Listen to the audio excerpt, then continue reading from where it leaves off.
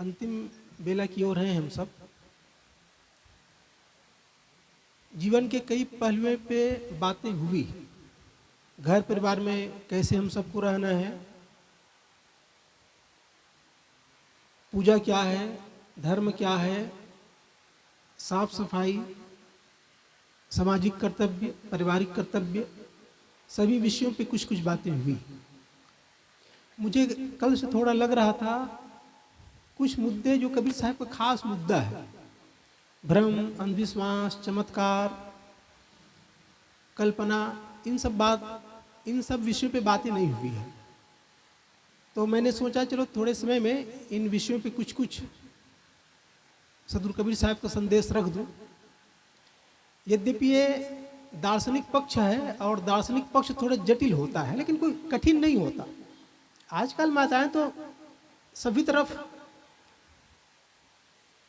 अग्रणी है, चाहे शिक्षा के क्षेत्र में देख लीजिए, डॉक्टरी के क्षेत्र में देख लीजिए, पायलट बनते हैं, सेना में जा रहे हैं, पुलिस में हैं, हर क्षेत्र में हैं।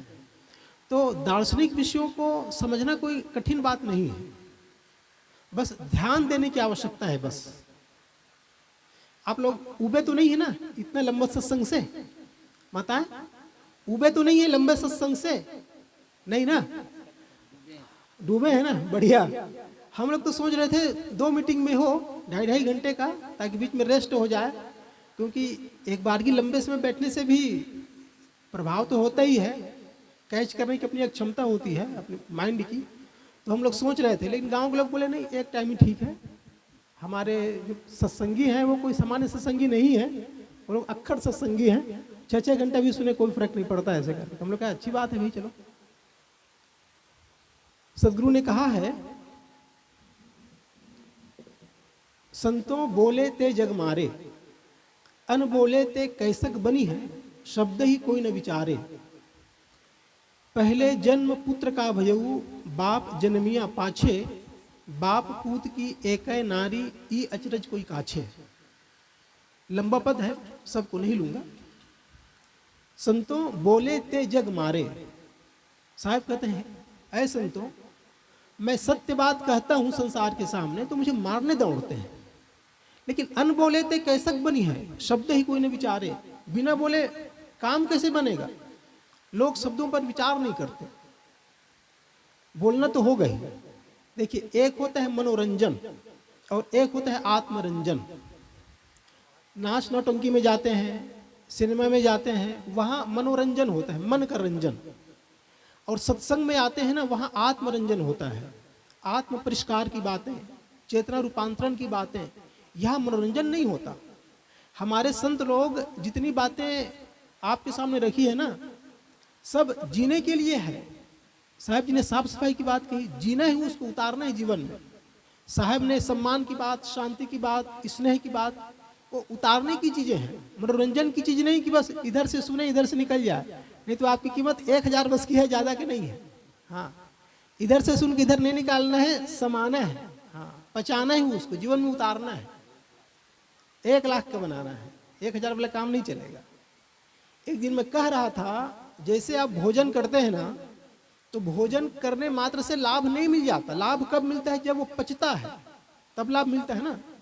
ऐसे ही ज्ञान की बातों को सुनने मात्र से लाभ नहीं मिलता। लाभ कब मिलेगा? जब ज्ञान की बातें पच जाएगी, जीवन में आचरण में उतर जाएगा, तब ज्ञान की बातों से लाभ मिलेगा। केवल सुन के लाभ लेना चाहेंगे वो संभव नहीं है। संतों बोले ते जग मारे, अगर सत्य बात कहता हूं तो जगत के लोग मारने दौड़ते हैं, लेकिन बिना बोले बनेगा कैसे? लोग शब्दों पे विचार ही नहीं करते। वाल्मीकि रामायण एक ग्रंथ है बहुत बड़ा। बालकांड में लिखा हुआ है कि राजा सगर की पत्नी सुमति के गर्भ से एक साथ 60,000 बच्चे हुए। उसमें लिखा है कि जब राजा सगर की पत्नी सुमति के गर्भ से बाहर आया तो वो एक मांस का थैला था। तो जब धायों ने उसको फोड़ के देखा ना, तो उसमें छोटे छोटे 60,000 बच्चे थे। तो सभी बच्चों को एक एक घी के घड़े में डाल दिए। कुछ काल बाद वे सब जवान होकर के निकले। और इस बात को व्यास गद्दी पर बैठकर कोई पंडित कहता है कि राजा सगर की पत्नी सुमति के गर्भ से एक साथ 60,000 बच्चे पैदा होते भये। तो आप लोग कहते हैं बोले वृंदावन बिहारी लाल की जय। आप लोग प्रश्न चिन्ह नहीं लगाते, वहां संदेह नहीं करते। आप लोग कहते हैं अरे ग्रंथों में लिखा है, झूठ कैसे हो सकता है। लेकिन मैं आपसे पूछता हूं, ये बात में सच्चाई है कि झूठाई है, बताइए। किसी के गर्भ से एक साथ 60,000 बच्चे होंगे? कभी होता है ऐसा? कभी देखे हैं? नहीं ना। तो चाहे किसी भी ग्रंथ में लिखा हो, चाहे वेद में लिखा हो, उपनिषद में लिखा हो, विजक तक में लिखा हो, तो गलत है। बातें वही सही है जो कारणकारी व्यवस्था के अनुकूल हो, विश्व के शाश्वत नियम के अनुसार हो, तभी तो सही होगा। किसी ग्रंथ में लिखने मात्र से सही नहीं होता, वो वस्तु तथ्य हो, वो जीवन में घटता हो, उस बात को हम सबको मानना चाहिए। शास्त्रों का मोह इतना भयंकर मोह है कि लोग उसमें ना तर्क ही नहीं करते, विचार ही नहीं करते, बस जो है सो मानते रहते हैं। तो कबीर साहब ने कहा, शास्त्र की पूंछ पकड़ने से काम नहीं बनने वाला है। मैं कहता आंखन की देखी, मैं तो आंखों देखी बात कहता हूं, और तू कहता कागज की लेखी। तेरे मेरे मनुआ कैसे एक हुई रे, मेरा और तेरा मन एक कैसे हो सकता है। मैं तो आंखों देखी बातों पे विश्वास करता हूं, तुम कागज लेखी पे बात करते हो। मैं कहता हूं जागत रहियो, तू रहता है मोही रे। मैं कहता सुरजावन हारे, तू राखियो अरझोई रे। मेरा तेरा मनुआ कैसे एक हुई रे। मैं तो सुलझाना चाहता हूं, तू उलझना चाहता है, तो तुम्हारा और मेरा मन एक कैसे हो सकता है। ये सदगुरु कबीर की वाणी है। जैसे बाल समय विभक्त छलियो तब तीनों लोक भयो अंधियारो, को नहीं जानत है जग में कि संकट मोचन नाम तिहारो। हनुमान जी सूरज को निकल गए, बाल समय विभक्त छलियो, अब सब जगह अंधेरा हो गया, और इसको कौन नहीं जानता, कौन नहीं जानता है जग में, सब जानते हैं। ये बात जमता है आपको? एक बंदर या आदमी क्या सूरज को निकलेगा? जो धरती से 13 लाख गुना बड़ा हो, उसको कहे कि कोई आदमी निकल जाए, कोई बंदर निकल जाए, अभी तक तो ये फिक्स नहीं है कि वो बंदर थे कि आदमी। सच में कभी कभी मुझे हंसी आती है, हनुमान जी बंदर है कि आदमी, यही फिक्स नहीं लोगों में, पूछ लगा देते हैं। लेकिन वो कोई बंदर नहीं थे, आदमी थे। जब श्री राम से पहली बार उनकी मुलाकात हुई ना, तो मुलाकात के बाद श्री राम ने लक्ष्मण से कहा, ये ब्राह्मण आया इतना विद्वान है, इसने जो जो बातें कही है इतना संस्कृत निष्ठ है, व्याकरण सम्मत है कि एक भी गलती नहीं हुई है। वो संस्कृत में बोले थे, तो श्री राम ने तारीफ किया कि इनकी बोल में एक भी अशुद्धि नहीं थी, व्याकरण निष्ठ था, संस्कृत निष्ठ था इनकी बातें। श्री राम भी उनकी बातों से प्रभावित हुए थे। तो जो संस्कृत बोलता है, व्याकरण सम्मत बोल रहा है, राजकाज में भाग लेता है, सुग्रीव का मंत्री था, वो कोई बंदर होगा? बंदर होगा वो? बाली सुग्रीव को बंदर बता देते हैं, और उनकी जो श्रीमती होते हैं वो आदमी, तो बंदर का बानरी होगा कि आदमी होगा? तो इन सब बातों पे ना थोड़ा विचार करने की आवश्यकता है। इसमें ये मत समझे कि हमारे धर्म की तौहीनी हो रही। तौहीनी क्या होगी भाई? सार सार को लेना है हमको, सार सार को गही रहे थोथा दे उड़ाए। असली बात को लेना है, सार सार को, थोथा को उड़ा देना है। अच्छी बातें चाहे कहीं की हो स्वीकार होना चाहिए, और गलत बातें अपनी भी क्यों ना हो उसको नकारने का साहस भी होना चाहिए। ये धर्म होता है, ये धर्म सिखाता है। कबीर साहब कच्चे मिट्टी के नहीं बने हुए थे। कबीर साहब ने तो कहा है, मैं सच्चे पथ का राही हूं, कह सकता दिन को रात नहीं, ईमान बेच दूं टुकड़े पे, यह मेरे बस की बात नहीं। मैं तो सत्य कहूंगा, सांच कहूं खुश हो चाहे रूठे, चाहे आपको अच्छा लगे बुरा लगे, मैं तो सत्य बोलूंगा। और कबीर साहब जीवन भर सत्य बोले। लोग मुझे क्या कहेंगे, प्रशंसा करेंगे कि नहीं, अपना मानेंगे कि नहीं, कोई परवाह नहीं। और संत वही होते हैं जो लोगों को खुश करने के चक्कर में नहीं रहते। हाँ, वो उनकी चेतना रूपांतरण करने के प्रयास में रहते हैं, उनका बदलाव हो, चेतना परिष्कार हो, इन बातों पे जो लगे रहते हैं वही संत होते हैं। और जो सम्मान पाना चाहे, पुरस्कार पाना चाहे, वो काहे का संत होगा फिर? गोस्वामी जी का वो दोहा मुझे बहुत अच्छा लगता है, सचिव वैद्य गुरु तीन जो, प्रिय बोले ही भय आश, राज धर्म तन तीन कर हो ही वेग ही नाश। सचिव मतलब मंत्री। राजा का मंत्री हो और राजा को बातें साफ साफ न कहे, ठाकुर सुहाती बात कहे, हाँ राजा सब ठीक है ठाक है, सब ठीक है ठाक है, ऐसा कहे तो राज्य का विनाश है कि नहीं? सचिव अगर ठाकुर सुहाती बात करे तो राज्य की हानि है। सचिव वैद्य डॉक्टर, डॉक्टर अगर मरीज की बीमारी को साफ साफ न बताए, सब ठीक है, आप तो स्वस्थ हैं, ऐसा ठाकुर सुहाती बात बोले तो रोगी का नाश है कि नहीं, उसकी मौत होगी कि नहीं। सचिव, वैद्य और गुरु, गुरु शिष्य को डांटे ना, उनको समझाए ना, सुधारने का कोई भाव ना हो, किंतु सब ठीक है भाई, आप तो अच्छे हैं, अगर सही सही बोलूं तो चेला जी रूठ करके कहीं भाग ना जाए, ये करके वो मीठी मीठी बात कहें तो शिष्य का नुकसान है कि नहीं। तो सचिव, वैद्य, गुरु तीन जो प्रिय बोले ही भय आस, भय के मारे प्रिय वचन बोलता है, ठाकुर सुहाती बात बोलता है, तो राज धर्म तन तीन कर होई वेग ही नाश।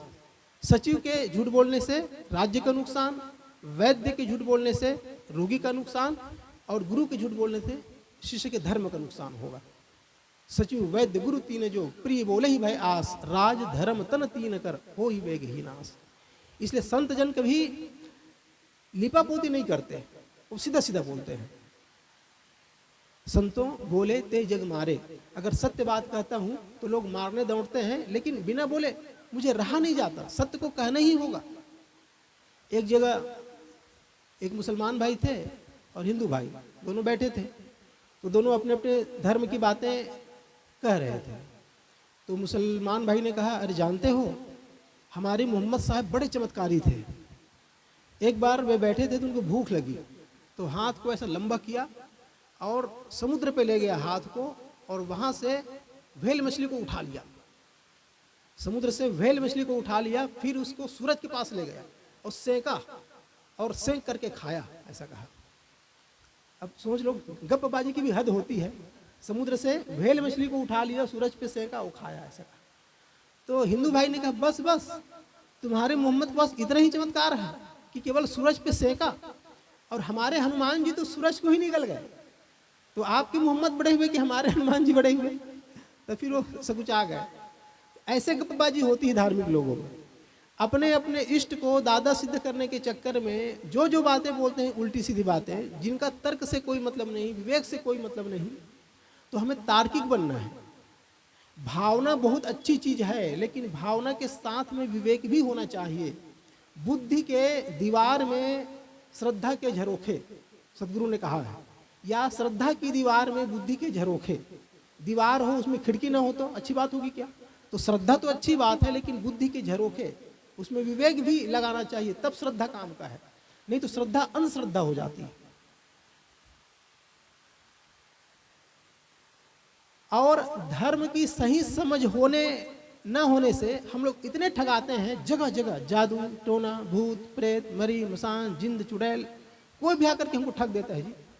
पहले तो भटरी बहुत आता था, भटरी आप लोग जानते होंगे, यहाँ कहीं गए थे ना तो वहाँ जय गंगान वाले भी आए थे, पहले तो बहुत आता था। जैसी मिजाई का काम हुआ, धान वान का काम, फिर चालू भटरी अलग, जय गंगान अलग, और कोई वाले अलग, अधिकतम सब लूटने वाले होते थे। भटरी आएगा, आप शांत बैठे हैं ना, आपको कोई टेंशन नहीं है, आपका हाथ देखेगा, कहेगा आप देखो गौटिया जी आपका सब चीज तो ठीक है, लेकिन एक गड़बड़ है, आपको कोई रोग बताएगा, 7.5 शनि है या 2.5 शनि है, कुछ भी रोग बता देगा, और आप भयभीत आदमी, भयभीत हो गए, तो कहे भैया समाधान क्या है, तो समाधान देता है, और आपसे फिर 5 सुपधान 10 सुपधान आपसे ले लेता है। तो ये सब भय भीतर में भरा हुआ है ना, तो जहां भय होगा वहां आप लुटाए जाएंगे। इसलिए निर्भयता जरूरी है, और निर्भयता के लिए ज्ञान चाहिए। ऐसे ही एक घर में एक भटरी आया, तो जब भटरी आया ना, तो घर का मालिक भैंस को दूह के ले जा रहा था, तो एक बाल्टी दूध दूह के ले गया। तो भटरी के मन में लोभ जगा भैंस को लेने का, लेकिन डायरेक्ट तो मांग ना सके, तो वो सोचने लगे कैसे इसको लेना है, क्या उपाय से बोलना चाहिए, ऐसा करके सोचने लगा। फिर उनका बच्चा आया खेलते खेलते, तो उनको बुलाया बच्चे को, आओ बेटा आओ आओ, ऐसे करके। तो उनका बाप भी बैठा ही था, तो बच्चे के हाथ वहाँ देखने लगा, कहा वाह आपका बेटा तो बड़ा होनहार है, तो बड़ा विद्वान बनेगा, धनी बनेगा, समाज में इसका एक अलग सम्मान होगा, लेकिन भैया इसमें एक मुझे अनहोनी दिखता है, ऐसा कहा। तो घर वाले ने कहा क्या हो गया महाराज? अरे इनको 7.5 शनि है, और अगर इसका इलाज ना किया जाएगा, इसको तोड़ा ना जाएगा ग्रह को, तो फिर कुछ भी हो सकता है। अब घर मालिक डरपोक, ज्ञान तो था नहीं, घबरा गया, कहा कि भाई अगर ऐसी बात है तो समाधान आपके पास होगा, आप समाधान बताइए। उसने कहा कोई बहुत बड़ी चीज नहीं है, हो जाएगा समाधान। तो क्या लगेगा इसमें, लागत कितना आएगा? उसने कहा बहुत लागत नहीं, बस काली वस्तु का दान चाहिए, ऐसा कहा। तो उसने कहा ठीक है भाई। तो उनका एक दोस्त रहता था गांव में, वो सरपंच था, उनके पास गया और कहा कि ऐसा ऐसी बात है, तो वो काली वस्तु का दान मांग रहे हैं। तो उसने कहा कोई बात नहीं, बाजार जाओ और 2.5 मीटर सफ़ेद वस्त्र ले आओ। सफ़ेद वस्त्र, हाँ, काला वस्त्र ले आओ, हाँ काले वस्त्र ले आओ। तो गया बाजार और काला वस्त्र ले आया और कहा कि महाराज लीजिए, अब जो जो आपको टोटका करना है आप करिए। तो उसने फिर चाल चला, देखो भाई आप लाए तो सही चीज है, लेकिन लेट हो गया है थोड़ा सा। तो अभी का मुहूर्त ये कहता है कि दान काली हो साथ साथ जान वाली हो, ऐसा कहा। अरे तो फिर अपने दोस्त के पास गया, राय लिया, ऐसे ऐसे बोलते हैं। उसने कहा कोई बात नहीं, हमारे गांव में एक सपेरा आया है, उसके पास काली नागिन है, उसको ले जावे सका। तो एक हंडी लाया, उसमें डाल दिया नागिन को और वस्त्र से ढक दिया और जाके उनके पास ले गया। कहा कि ये है आपका सामान, ये काली भी है और जान वाली भी है। तो वो फिर कहा कि देखिए आप लाए तो सही चीज़ है, लेकिन लेट कर देते हैं आप लाने में। तो अभी का मुहूर्त ये कहता है कि दान काली हो, जान वाली हो, साथ साथ 4 पैर वाली हो, ऐसा कहा। उसने कहा अच्छा। तो फिर अपने दोस्त के पास गया, भाई वो तो ऐसा जफीर कह रहे हैं। उसने कहा कोई बात नहीं, हमारे यहाँ काली बिल्ली है, काली बिल्ली को ले जाओ। तो काली बिल्ली को ले गया। अब कहा कि देखिए आप बार बार मत कहिए, इसमें 3 जो आप सिस्टम कहे थे ना, वो तीनों है, ऐसा कहा। उसने कहा हाँ ठीक है, लेकिन भाई आप जब भी लाते हैं जी लेट ही कर देते हैं। अभी भी आप लाए हैं ना तो 5 मिनट लेट ही हुआ है। और ये अभी का मुहूर्त ये कहता है कि दान काली हो, जान वाली हो, 4 पैर वाली हो, साथ साथ दूध वाली हो, ऐसा कहा। तब फिर गया अपने दोस्त के पास, देखो भाई वो तो मतलब ऐसा तो फिर कह रहा है। उसने घबराने की बात नहीं है, हमारे जो ब्यारा है ना उसमें एक काली कुतिया है, वो अभी अभी बच्चों को ब्याई है, वो 6-6 बच्चे हैं, उनको बाल बच्चे सहित ले जाओ, ऐसा कहा। तो बाल बच्चे सहित उनके पास ले गया, कहा कि ये है, इसमें 4 लक्षण हैं, अब कुछ मत कहना। तो वो घबरा गया, कहा भैया तुम तो बड़े भोले भाले दिखते हो, लेकिन तुमको सिखाता कौन है? उसने कहा देखो गांव में हमारे मित्र हैं, सरपंच जी हैं, उनके पास, उनके यहाँ साधु संत आते हैं, वो बड़े विवेकी हैं, उनके पास में जाता हूँ। तो कहा देखो भैया, ग्रह आपके बेटे को नहीं लगा है, ग्रह मुझे लगा था, लोभ का ग्रह। आपके भैंस को देखा ना तो मैं ललचा गया, तो लोभ का ग्रह मुझको लगा था, आपके बच्चे को कुछ नहीं होने वाला है, जाओ, ऐसे करके छोड़ा। तो हम जब तक ज्ञानी बने रहेंगे, भयभीत बने रहेंगे, तो भयभीत व्यक्ति को हर कोई ठगता है, बैगा, ओझा, नाऊ, पंडित, हर कोई ठगेगा। आज जितना शिक्षा का विस्तार हुआ है ना, ये ढोंग ढकोसला थोड़ा बहुत कम हुआ है, चल तो अभी भी रहा है लेकिन कुछ कम हुआ है। और जितना शिक्षा बढ़ेगी ये ढोंग ढकोसला पूरा समाप्त होगा। मैं कहता हूँ हम अपने बच्चों को सही धर्म का पाठ पढ़ाएं, सही धर्म का पाठ। हम लोग बच्चों को ना धर्म की पाठ ही नहीं सिखाते। मैं कई घरों में जाता हूँ और कहता हूँ आपको कबीर साहब का एक दोहा याद है? नहीं रहता याद, सच में नहीं रहता। बच्चों को क्या, बड़े बच्चों तो को याद नहीं रहता, जो 50 साल के 60 साल के उनमें बड़े बच्चे ही कहता हूँ, उनको भी कुछ भी याद नहीं रहता। तो जब आप कबीर पंथी हैं, कबीर साहब का एक साखी याद नहीं, एक भजन याद नहीं, हिंदू हैं तो गीता का एक श्लोक याद नहीं, रामायण की एक चौपाई याद नहीं, काहे का हिंदू भाई? समर्पण भाव हम में नहीं है। इस्लामी अपने बच्चे को बचपन से संस्कार देता है। इस्लाम का जो मेन फंडामेंटल चीज है ना, मौलिक चीज, उसको सिखाता है वो। ईसाई अपने बच्चों को सिखाता है, हर संडे को चर्च ले जाता है, मुसलमान हर शुक्रवार को ले जाता है अपने मस्जिद। हम लोग अपने बच्चे को कहाँ ले जाते हैं? आश्रम में कभी जाना होता है अकेले जाते हैं, हाँ, बच्चों को बिल्कुल लेके नहीं जाते। मंजुला साहब एक दिन कह रही थी कि यहाँ सभी लोग तो आए हैं लेकिन बच्चों का अभाव है। जितने आए हैं सब 40 प्लस के हैं, 40 के नीचे दिखाई नहीं देते। और बिल्कुल सही बात है, मैं सत्संग में देखता हूँ अधिकतम ना 40 प्लस वाले होते हैं, 40 माइनस में दिखाई ही नहीं देते। ये दुर्भाग्य है कि नहीं? तो बच्चों को हम शुरू से सत्संग से नहीं जोड़ रहे हैं, धर्म से नहीं जोड़ रहे हैं, और चाहते हैं कि बाद में जुड़ जाए। कहाँ से जुड़ेगा? पेड़ जब तक छोटा है ना और टेढ़ा हो रहा है तो लाठी के सहारे उसको सीधा किया जा सकता है। अब मोटा हो गया, बड़ा हो गया, तब चाहें कि वो सीधा हो जाए, संभव नहीं है। तो बच्चों को धर्म के प्रति मोड़ना है, जागरूक बनाना है, संस्कारी बनाना है। संस्कार ही असली पूंजी है। बच्चों को हम बहुत धन दिए, लेकिन संस्कार नहीं दिए तो धन की दुर्गति कब कर देगा ठिकाना नहीं है। इसलिए शास्त्रों में कहा गया है, पूत सपूत तो का धन संचय, पूत कपूत तो का धन संचय। पुत्र अगर कुपूत है तो धन संग्रह करना निरर्थक है, क्योंकि वो शराब कबाब में नष्ट कर देगा धन को।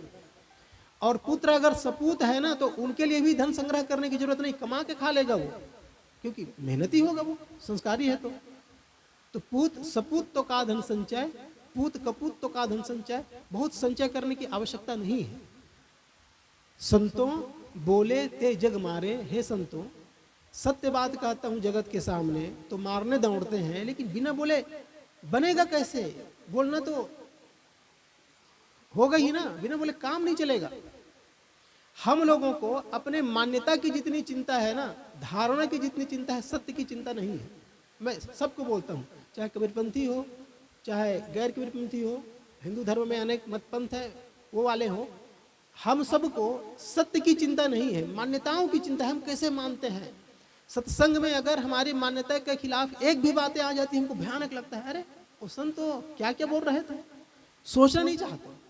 जबकि सत्संग का मतलब होता है सत्य का संग। हम जो मानते हैं वही बातें संत बोले, तो फिर संत की क्या विशेषता है भाई? ऐसी बातें भी होनी चाहिए जो हमारे मान्यताओं से अलग का भी हो। हमारी मान्यताएं टूट भी जाए तो भी कोई दिक्कत नहीं है। धर्मदास साहब अगर ये सोचते कि कबीर साहब केवल हमारी मान्यता के हिसाब से बोले, तो क्या उनका नाम इतना फैल पाता संसार में? वे तो मूर्ति पूजक थे।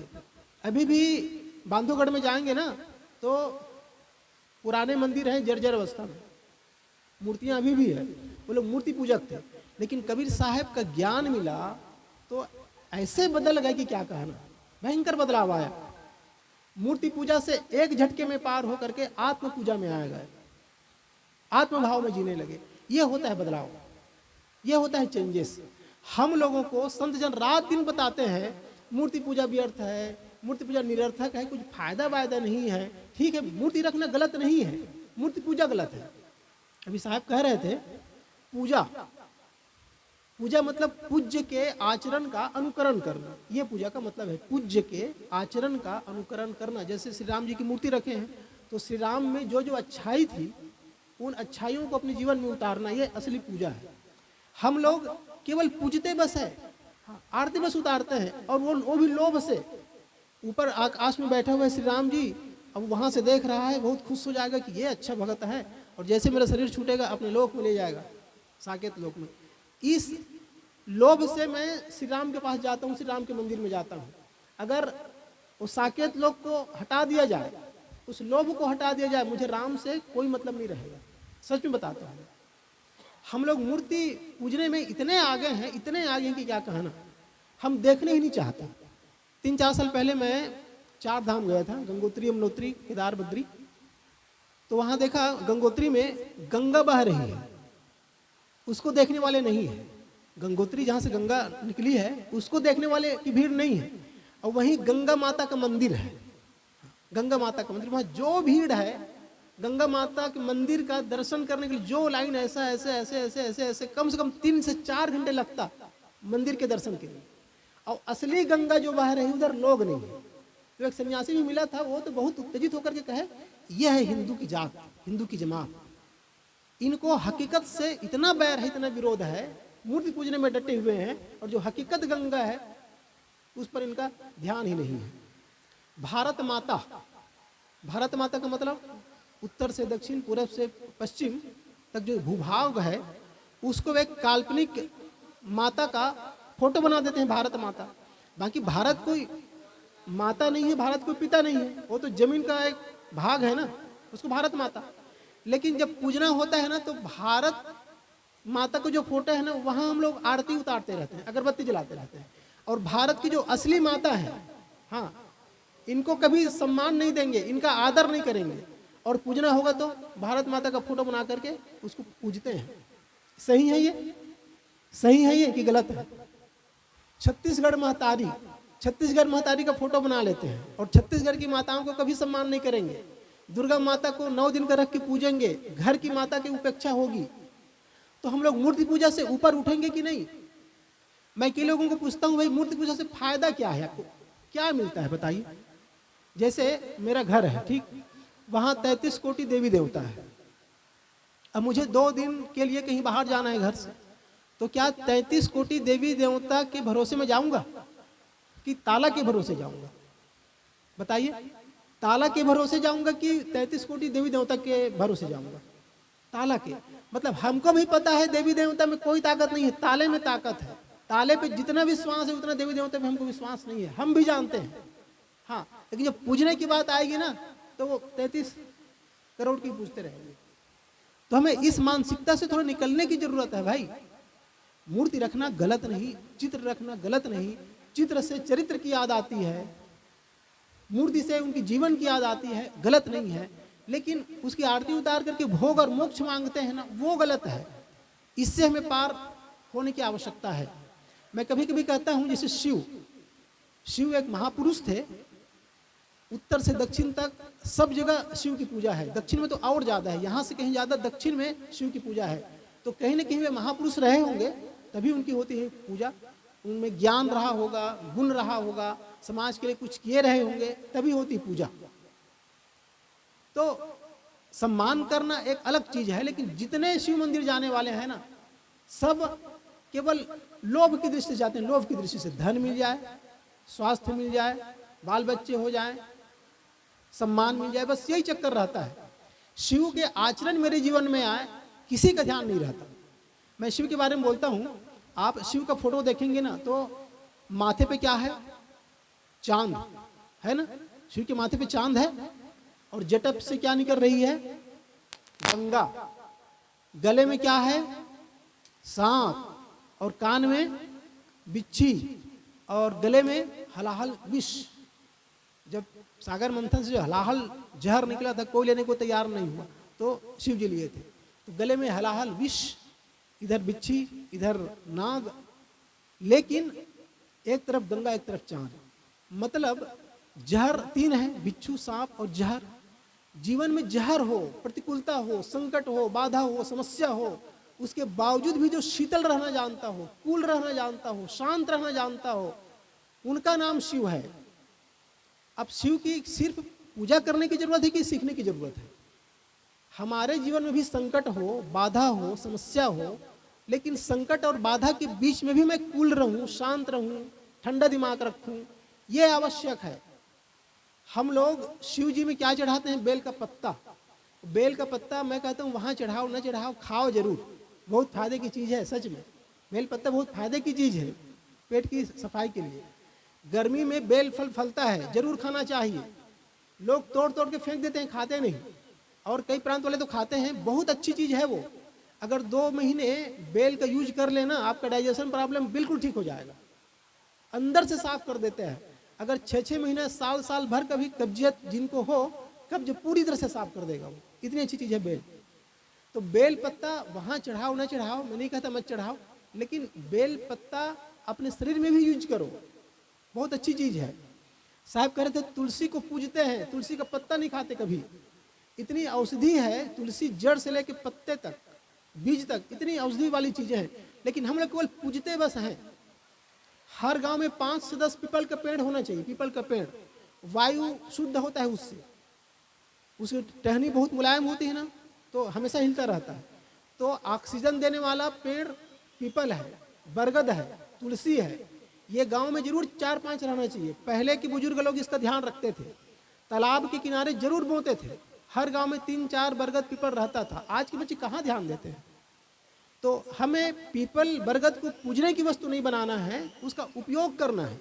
और पहले पूजते थे, उसका कुल मतलब है कि इसी बहाने कम से कम लगाएंगे, तो ये उसका कारण रहा। लेकिन हम लोग अब लगाना भूल गए हैं, सिर्फ पूजते बस रहते हैं। इसलिए इन छोटी छोटी बातों को हमें समझने की आवश्यकता है। समय बहुत हो रहा है, मैं देख नहीं पाया, ज़्यादा भी हो गया 2-4 मिनट। सदगुरु ने कहा, संतों बोले ते जग मारे। हे संतों, सत्य बात अगर जगत के सामने कहता हूं ना, तो लोग मारने दौड़ते हैं, लेकिन अनबोले ते कैसक बनी है। बिना बोले बनेगा कैसे? कुछ तो बोलना पड़ेगा। समाज में अगर सुधार लाना है, समाज में बदलाव लाना है, तो समाज केवल मेरी बातों से खुश हो इतना ही ध्यान नहीं देना है। भाई भले मुझे गाली दे दे, कोई बात नहीं, कबीर साहब इसकी परवाह नहीं की, भले लोग मुझे गाली दे, लेकिन समाज तो सुधरे। समाज में चेतना का विकास हो, चेतना रूपांतरण हो, इस बात के लिए साहब जीवन भर जोड़ दिए और प्रयासरत रहे।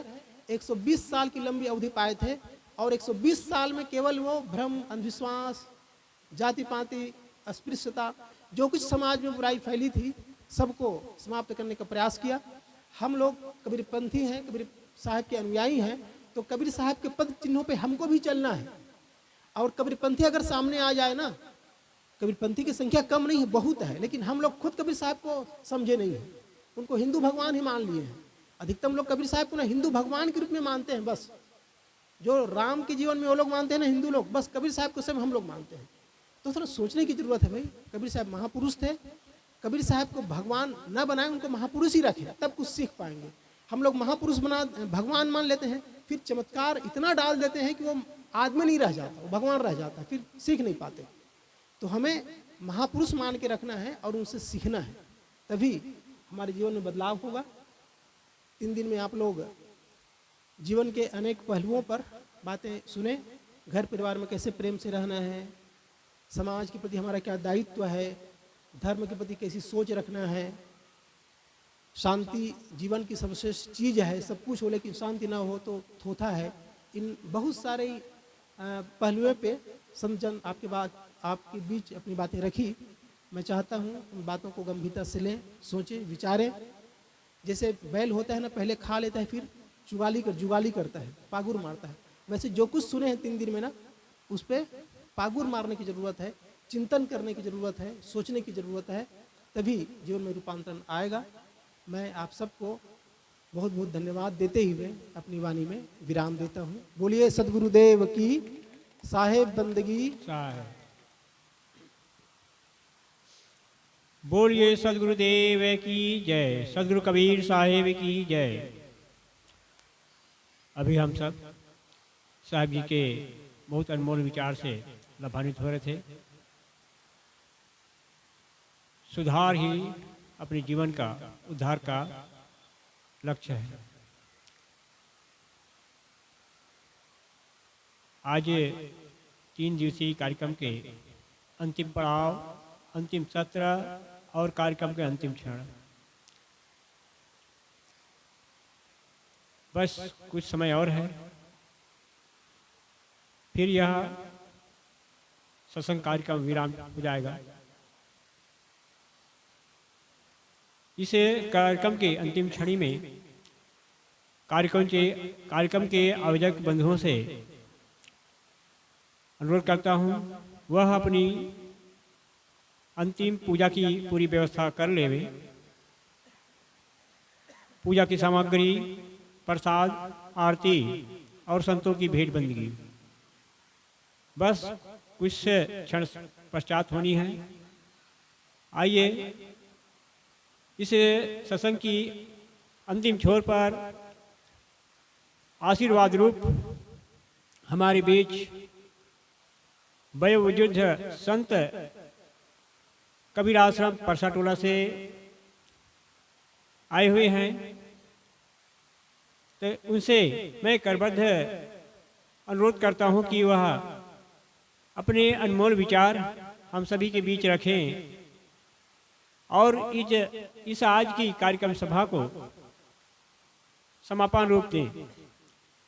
संत श्री विवेक साहब जी अभी हम सभी के बीच में अपने अनमोल वाणी आशीर्वाद रूप आशीर्वचन रखेंगे। संत श्री विवेक साहब जी कबीर आश्रम परसा टोला से।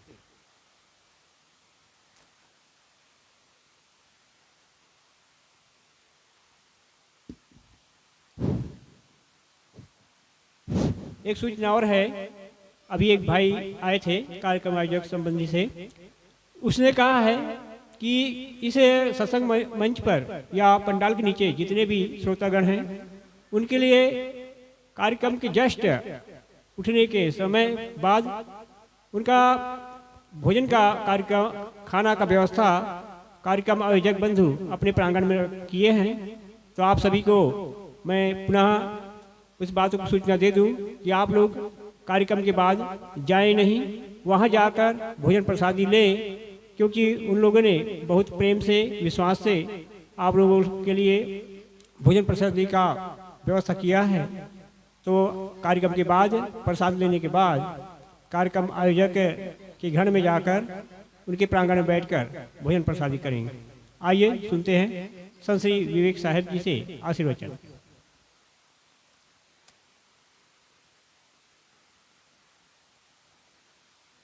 परम पूज्य मुदमंगलमय संत समाज,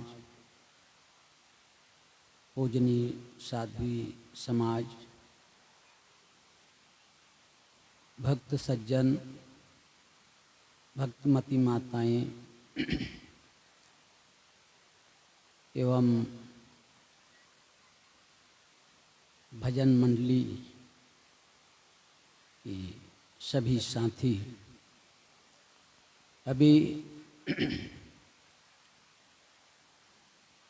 बहुत सुंदर विचार सुने बर मिलिस साहेब मन से बहुत लंबा लंबा समय तक। ये संसार कैसन कैसन ये मानव सब बहाक जथे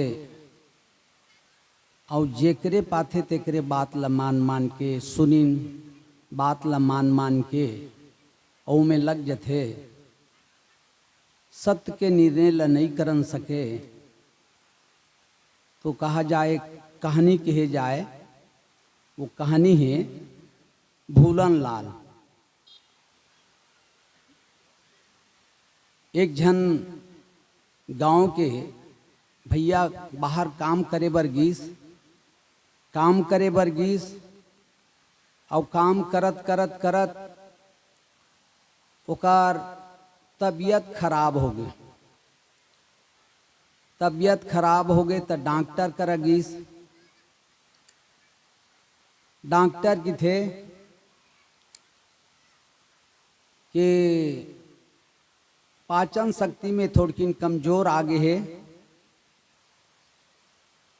तो खिचड़ी खाए के प्रयोग कर ले बे, हल्का भोजन तो सुधार हो जाही। अब वह बहुत बड़े बात मानिस और वापस गांव में फिर आगे आए के रास्ता बनाईस। मोटर गाड़ी में तो कुछ दिन के बाद मैं देखे रहे हूँ ककरो मेड़ खेत पर ले रास्ता रहा है और वही में वैसने चले। आज के दिन वैसा नहीं, ककरो खेत में कहूँ रेंगन नहीं सके, मेड़ में घलो रेंगे एक मुश्किल है। सप्ताह घेरा दुनिया भर के सब करेंट वरेंट लगा देते, तो वो खेत पर ले रेंगा ताइस मोटर गाड़ी उतर के, तो वो खेत में जुआर बोआ रहा है। जुआर आज के सरकार घलो कहा थे कि मक्का बो, ज्वार बो, उड़द मूंग बो, वो का रागी कथे तेन फसल बो, और यही है सब शरीर स्वास्थ्य पर बने हवे। ऐसे तो वो किसान बोए रहा है, ता वो जो भूलन लाल डॉक्टर बता रही इसके खिचड़ी खाओ। वो खिचड़ी नावल भुला गे, खिचड़ी नावल भुला गे, तब वो का कथे खा चिड़ी, खा चिड़ी, खा चिड़ी, ऐसने कही डॉक्टर है। अब वो ऐसने कहत कहत आवत है, गांव के नजदीक पहुंचीस तब वहाँ रखवार लगे रहा है। ज्वार ला खाते चिड़िया मन, खा चिड़ी, खा चिड़ी ऐसे कहत रहा है। वो दू तमाचा मारिस, अरे मैं अतेक मेहनत करके रखा था और खा चिड़ी, खा चिड़ी। अब वो चिड़ के बेचारा दू तमाचा मारिस। तब का कहाओ के थे, अरे हुर फुर कहाओ, हुर फुर कहाओ, ऐसे की थे। अब वो खा चिड़ी भुला गे, हुर फुर कहात निकली। खेत ले बाहर आई तो कुछ जगह खाली रहा है, तो चिड़िया फंसैया मन जाला फांदा लगाए रहे। ता अब ये कोनो काल में फंसे के नेत आ रहा है, और ये हुर फुर ऐसे कहत चलत है। अब वो चिड़ई उड़ा गे, चिड़ई उड़ा गे, वो दो चार तमाचा मारी, बेचारा परेशानी हो गए। तब का कहा, तब वो कि थे चिड़िया फंसैया हा, आवत जाओ फंस फंस जाओ, आवत जाओ फंस फंस जाओ कथे। और संझा संझा के बेरा रहा है। ता अब वो इसने कहा चलत है, आवत जाओ फंस फंस जाओ, आवत जाओ फंस फंस जाओ। ता थोड़ा झुलझुला बेरा रहा है। ता चोर मन 3-4 जन पीछू कोतीले छेद बना के चोरी करे बर कोशिश करत रहे। और ये कथे कि आवत जाओ फंस फंस जाओ, आवत जाओ फंस फंस जाओ। ता देखी चोर मन हर ये देख डरी से, ये हमन ला गाँव में जाग बताही, तहाँ ले हमन ला पकड़ दी। वो दू चार तमाचा मारिस। तब की थे अब का कहा, अरे ले ले आओ धै धै जाओ, ले ले आओ धै धै जाओ। माने चोरी करके सोना चांदी रुपया पैसा ला ले ले के और धर धर के भागत जाओ, तो ले ले आओ धै धै जाओ, ऐसे कहा है। अब गांव डहार घुसरे के नंबर लगिस ना, तब गजब बड़ा मुश्किल में एक घर एक झन बेटा पा रहा है, एक झन सेठ। और संझा के बेरा समाधि दे बर ले जात रहा है। और ये तिले इसने गीस, ले ले आओ धै धै जाओ, ले ले आओ धै धै जाओ। अब उनकर राम नाम सत्य है चलत है उनकर यात्रा। अब वो सेठ जी दुखी में रोवत रहा है। और ले ले आओ धै धै जाओ बात ला सुनीस, ओह दू तार चमा चमारीस।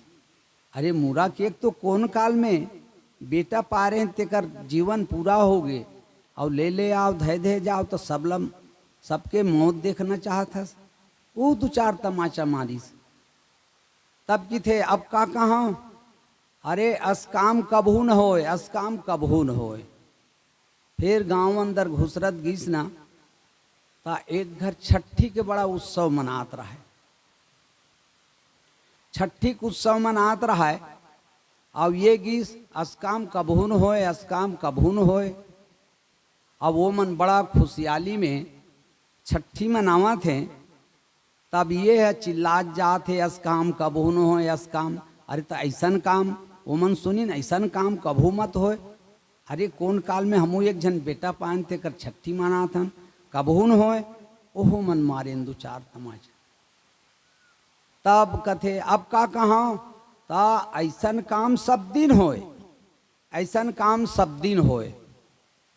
फिर कुछ दूरिया सरकीस, ता एक घर आगी लगे रहा,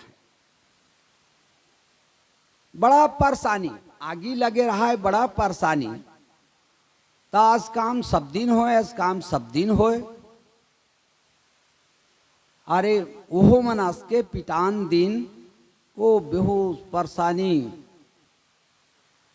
फिर किथे का कहो, तब कुछ मत कहा कि ऐसने आग दिखी ही ना, ता आप पानी डाल देबे या तो धूल डाल देबे। और घर के नजदीक नजदीक पहुंचती हो गया है। ता अब वो गांव ले निकलती निकलती में, ता संझा संझा बेला कोई सियान बुजुर्ग मन आगू चोंगी नी चिलम पिए। तब तीरे ना वो तमाकू गांजा जो भरा रहा है, तो वो बरे ऐसे श्वास में वो तीरे, तब बरे भूख भूख भूख बरे। तारे की इमे धूल नी पानी, अब पानी तो नहीं है तो एक पसर धूल ला लेके डार दीस, धूल ला डार दीस। तो उनकर आँखी आँखी में भर गए, मुख मुख में भर गए। वो मन खूब पिटान दी। एक जन में समझदार रहीस, तेना छोड़ा छोड़ को कर घर तक ओला पहुँचाए बर लेगीस। ता ऐसने ना ये जीव है, ये मानव शरीर बड़ा भूलन लाल है। जैन जैसने जो बताइस तैसने कहे बर शुरू कर देते। सत्य काय वास्तविक काय ता एकर खोज नहीं करीस और तमाचा खात खात जीवन बीत जथे हाय हाय रोवत रोवत अज्ञान बन के अतेक कीमती जीवन मानो जीवन तेकर कीमत ला नहीं समझ सकिन है ना। तो साहेब की थे बंदे कर ले आप निवेरा, ए बंदे ए भाई अपन निवेरा तो कर ले, ये कतेक सुंदर बड़ा पुण्य से ये जीवन मिले है, ये कर निवेरा कर ले। बंदे कर ले आप निवेरा, आप जियत लख आउट ठौर कर, और जीते जी लख ले समझ ले अपन ठौर ल बना ले। लेकिन नहीं, वो हम यज्ञ करा लेंगे, कथा सुन लेंगे, नाम जप लेंगे, तहां वो लोग हमला मिल जाए। बस यही सब भूलन लाल है। आप जियत लख आउट ठौर कर, ककरो घर नहीं है, व्यवहारिक में कहूँ बना दे दी कतेक आनंद है, लेकिन ये आध्यात्मिक में ना घर स्वयं ला बनाए लगे, स्वयं ला समझे लगी अपन घर ला निज घर ला।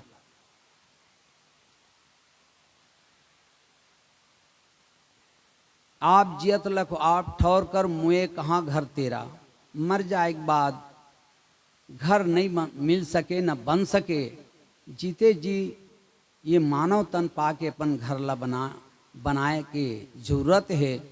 कहें कबीर सुनो हो संतो कठिन काल के घेरा, अंतिम में कठिन काल के घेरा में परेबर लगी। जैसे दे हम देखे हन कि परसों वो दादाजी आके सुंदर कुर्सी में बैठ के सत्संग सुनत रहीस, हंस हंस के सुनीस, कहीं बात आए कहानी बड़ा हंस है, लाठी ते कतारी से और प्रसाद ले के गीस, बड़े फजर बर ओकर जीवन पूरा हो गया।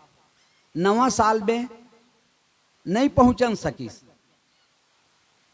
तो नवा साल में नवा काम साहेब मन सब बताइन है, नवा काम करे शुरू कर दो।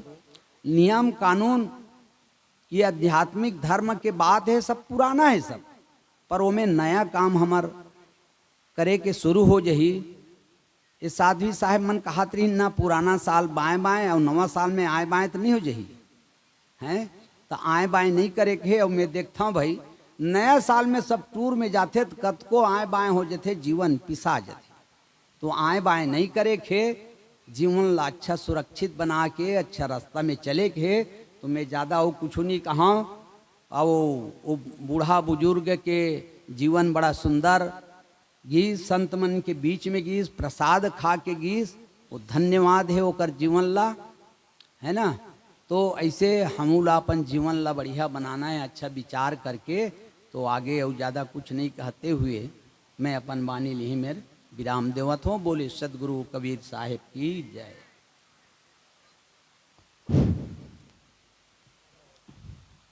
बोलिए सदगुरुदेव की जय, सदगुरु कबीर साहेब की जय।